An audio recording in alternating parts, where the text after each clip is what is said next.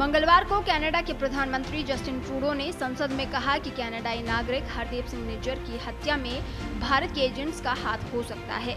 इतना ही नहीं, भारत पर आरोप लगाने के बाद कनाडा ने ओटावा में मौजूद भारत के एक टॉप डिप्लोमेट को देश छोड़कर जाने का आदेश दिया।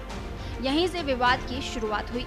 खालिस्तान मुद्दे पर कनाडा को करारा जवाब देते हुए भारत ने भी उसके शीर्ष राजनयिक कैमरून मैके को निष्कासित करते हुए 5 दिन के अंदर देश छोड़ने के लिए कह दिया। साथ ही ट्रूडो के बयान को भी बेबुनियाद और गलत मंशा से प्रेरित बताया है। बात यहीं तक नहीं रुकी। इसके बाद कनाडा ने भारत आने वाले अपने नागरिकों के लिए एक एडवाइजरी भी जारी कर दी। इसमें कहा गया कि सुरक्षा हालातों की वजह से केंद्र शासित प्रदेश जम्मू कश्मीर की यात्रा से बचें। वहां आतंकवाद, उग्रवाद, नागरिक अशांति और अपहरण का खतरा है।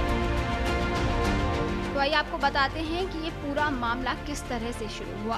पूरे मामले को जानने के लिए सबसे पहले ये जानना जरूरी है कि हरदीप सिंह निज्जर था कौन। दरअसल हरदीप सिंह निज्जर जालंधर के भारसिंहपुरा गांव का रहने वाला था। वो 1996 में कनाडा चला गया। कनाडा पहुंचने पर निज्जर ने एक प्लम्बर के तौर पर अपने करियर की शुरुआत की। देखते ही देखते वो वहां खालिस्तानी गतिविधियों में शामिल हो गया।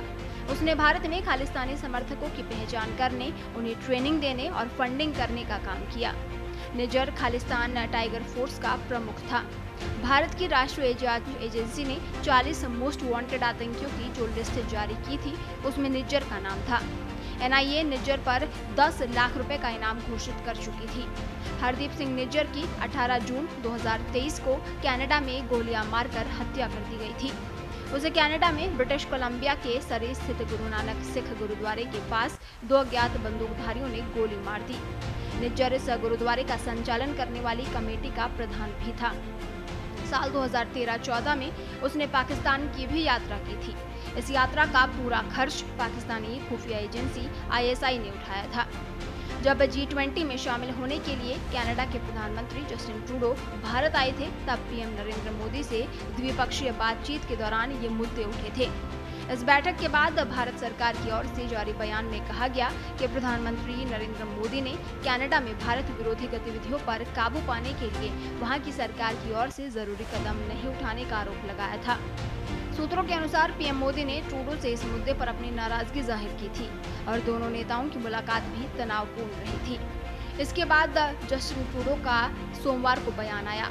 ट्रूडो के बयान को सिर्फ भारत ने ही निराधार नहीं बताया, बल्कि कोई भी देश उनके समर्थन में नहीं आया। यहाँ तक कि कनाडा में भी वो इस बयान को लेकर घिर गए हैं। उनके ही देश में विपक्षी पार्टियां भी सबूत मांग रही हैं। इसके बाद जस्टिन ट्रूडो का एक और बयान सामने आया। उन्होंने कहा कि निज्जर की हत्या में भारतीय एजेंटों का हाथ होने की आशंका जाहिर करने के पीछे ये मकसद नहीं था कि हम भारत को उकसाना नहीं चाहते।